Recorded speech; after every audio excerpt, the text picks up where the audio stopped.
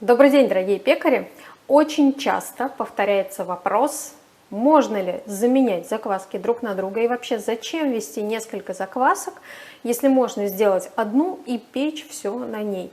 Более того, в комментариях очень часто появляются люди, которые говорят: я пеку все на ржаной, у меня прекрасно все получается, замечательный хлеб, вкусный, вообще все отлично. Или другие, которые говорят: у меня левита мадре, я тоже пеку на ней все, и мне все прекрасно нравится, и результат великолепный. Тоже допускаю такой вариант. Поэтому сегодня мы будем говорить не о теории, а о практике.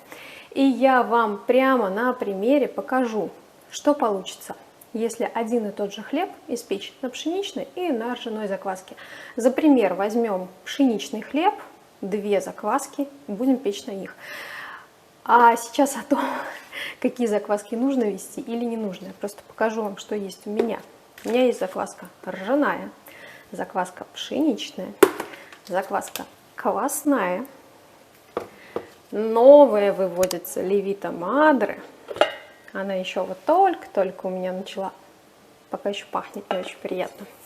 И еще одна левита мадре стоит в холодильнике, та моя рабочая, на которой я пеку. А это для нового курса и вообще для себя, потому что хочу вывести на новые муки и посмотреть, что из этого получится. Так что закваска у меня не одна, как вы видите. Ну а мы с вами сегодня попробуем испечь пшеничный хлеб на ржаной закваске и сравнить его с пшеничным хлебом на пшеничной закваске. На самом деле эксперимент этот я начала уже вчера, когда покормила и поставила закваски. Здесь у меня покормленная пшеничная закваска, уже проваливаться начала, была повыше, и покормленная ржаная закваска. И они стояли при одинаковых условиях. Вечером в кухне температура была 24 градуса, сейчас 22. Закваска созрела, я вижу дырочки на поверхности, это тоже созрело. Они рыхлые, если посмотреть сбоку, и пшеничная начала проваливаться. Я буду делать самый обычный хлеб, без всяких особых заморочек, обычный подовый хлеб по одинаковому рецепту на одинаковой муке, чтобы мы могли проверить и сравнить, насколько он разный либо одинаковый получится. Я не знаю, что получится. Посмотрим. Муку я буду использовать пшеничную первого сорта, селяночку, я часто ее использую. Хорошая, надежная мука. И рецепт будет самый базовый, самый простейший, одинаковый. Выкладываю 60 граммов закваски, добавляю к ней 200 граммов воды, вода холодная, и 300 граммов муки первого сорта. Чуть больше пересыпала, отберу. И вторую делаю то же самое, только с ржаной закваской. Выкладываю закваску, такое же количество, также наливаю холодную воду и также насыпаю муку. Беру свой любимый закругленный скребок и перемешиваю. Соль пока не добавила, хочу провести ферментолиз, посмотреть на густоту теста и добавлю минут через 30-40. Соединяем тесто до увлажнения муки. И точно так же перемешиваю первое тесто. Перемешала первое тесто, сейчас по ощущениям тесто пшеничное первое, оно более влажное, как будто бы, хотя одинаковое количество муки и воды, просто, видимо, потому что влагоемкость ржаной муки более высокая, она впитывает воду лучше. Оставляю оба теста на 30 минут под крышкой, температура сейчас плюс 22. Через 30 минут добавляю по 6 граммов соли в каждое тесто, смачиваю руки. И делаю замес. Замес можете сделать любым способом, который вам нравится. Самое главное, чтобы соль у вас при замесе растворилась. Можно выложить на стол, промесить тесто на столе до момента, пока вы не перестанете чувствовать соль у себя на руках.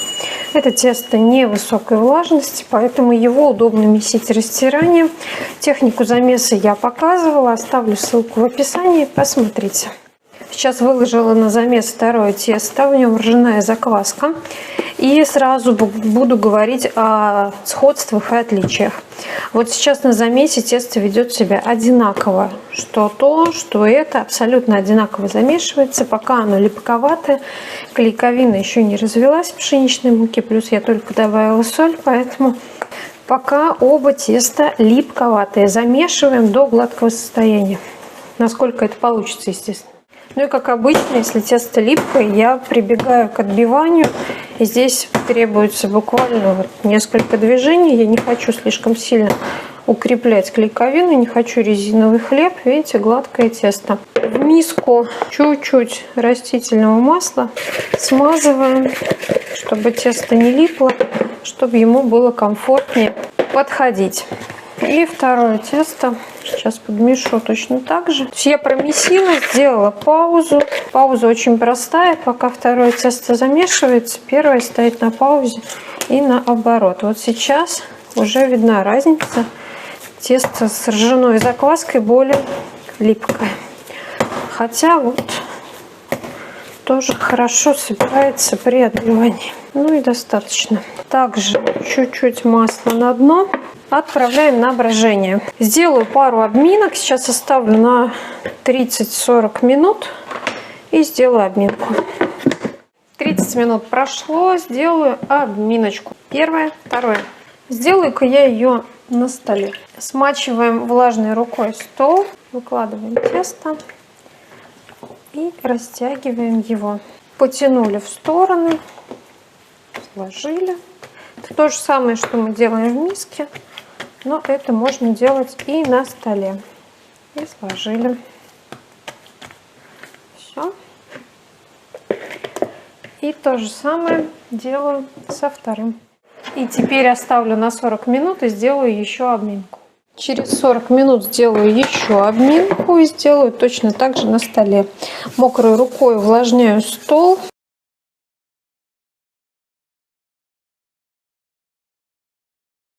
Честно говоря, я думаю, что я не хочу делать этому тесту больше обминок. Мне уже нравится текстура, я не хочу резиновое слишком тесто. Достаточно. Смотрим на второе тесто и сравниваем. Оно более рыхлое, но тем не менее понятно, что пшеничная мука держит каркас клейковинный, но оно все равно более рыхлое по текстуре.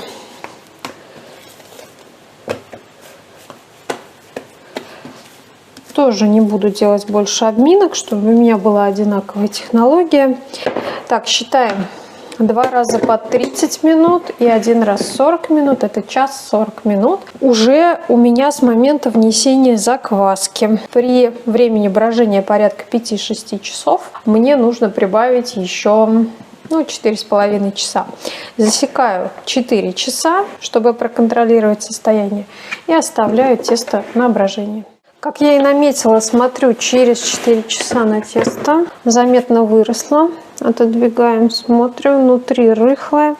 Но мне бы хотелось еще более такую пористую, бугристую поверхность. Посмотрим на второе. Ситуация похожая. Тоже приятное тесто.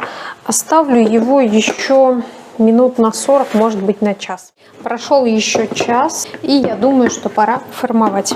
Смотрите, какое тесто. Подсыпаю муку на поверхность, подсыпаю на стол. Напоминаю, если у вас тесто на одну порцию, если вам не нужно его делить, то можно не делать предформовку, можно сразу формовать. Красивое тесто, хорошо бродит. Это на пшеничной закваске, это первый образец. Подхватываем, делаем дегазацию небольшую. И буду делать батард. Смотрите, какие огромные пузыри, лопаем их. И сворачиваю батард, залепляю края, укладываю швом вниз, чтобы корочка у меня была без мучного налета. То же самое сделаю со вторым тестом. Наблюдаем, есть ли разница. Понятно, что по цвету разница есть, потому что здесь присутствует ржаная мука, которая была в закваске. Тесто также прекрасно бродит, очень красивое, очень рыхлое. Кстати, по вкусу не попробовала. Во вкусе теста есть такая острота, то есть это не кислота, а сочетание соли с кислинкой дает такую остринку, интересный вкус. Это тесто выглядит мягче, нежнее, и оно не так охотно тянется, и оно быстрее теряет пузыри. Вот видите, все оно прям опало, здесь по краям пузыри еще есть. Формую точно так же. Убираем большие пузыри. Более рыхлое тесто, более текучее при формовке. Оно по ощущениям не перебраживает еще. То есть с перебродом это не связано.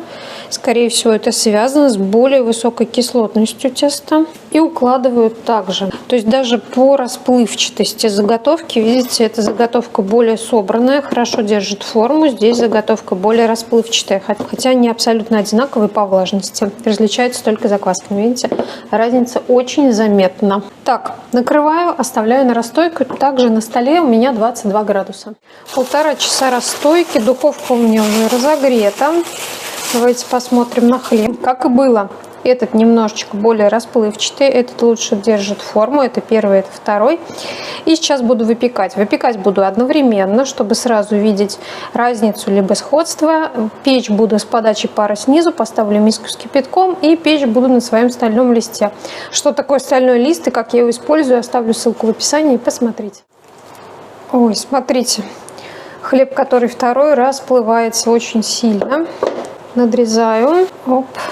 Тянется за лезвием теста, сильно расплывается. Ну, какой-то такой надрез у меня не очень аккуратный.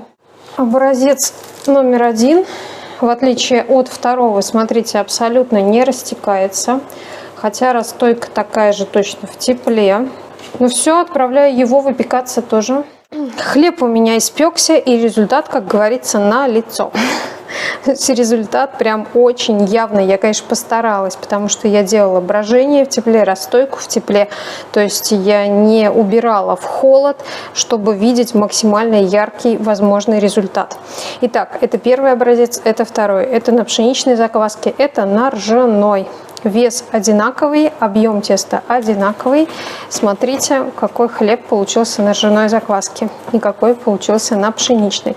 Давайте начнем с первого. Хлеб на пшеничной закваске. Такой хорошей формы, с хорошим подъемом, с красивым раскрытием, с гребешком. Хорошо ферментированный, с блистерами. Красивый цвет корочки. Значит, что она карамелизировалась, значит, хорошо бродило тесто и хорошо отдавала сахара. Запах очень нежный, такой пшеничный, пахнет зажаренной корочкой.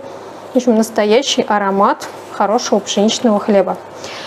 Хлеб на ржаной закваске, расплывчатый, более плоский.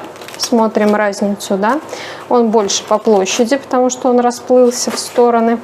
Довольно низкий. Вообще такого внешнего вида хлеба я, конечно, давно уже не пекла, уже забыла, что он такой бывает. То есть он мне расплылся, потек, деформировался. Из-за этого гребешок есть. Раскрытие тоже есть, но хлеб расплывчатый. И его внешний вид мне, конечно, не очень нравится. Видно, что он хуже ферментировался, потому что у него нет вот этих блистеров на поверхности. При этом хорошо отдавал сахара, потому что темная корочка, время выпечки, температура одинаковая. Но, в принципе, ржаная обычно хорошо бродит. Корочка хрустящая, тонкая, хорошая.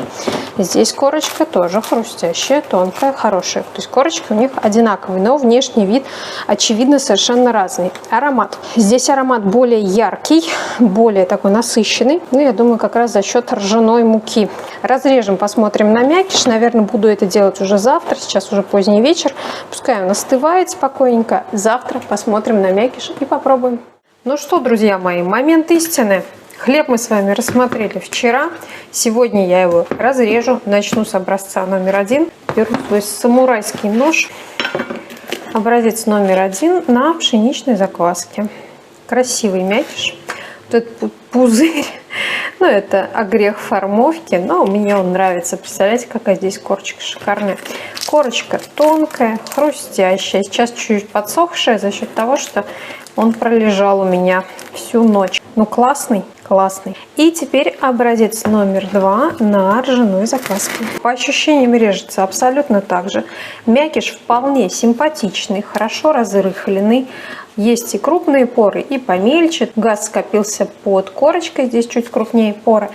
Но в общем и целом вы видите, насколько более расплывчатый получился хлеб на ржаной закваске. Плюс у него оттенок более серый за счет присутствия ржаной муки в закваске.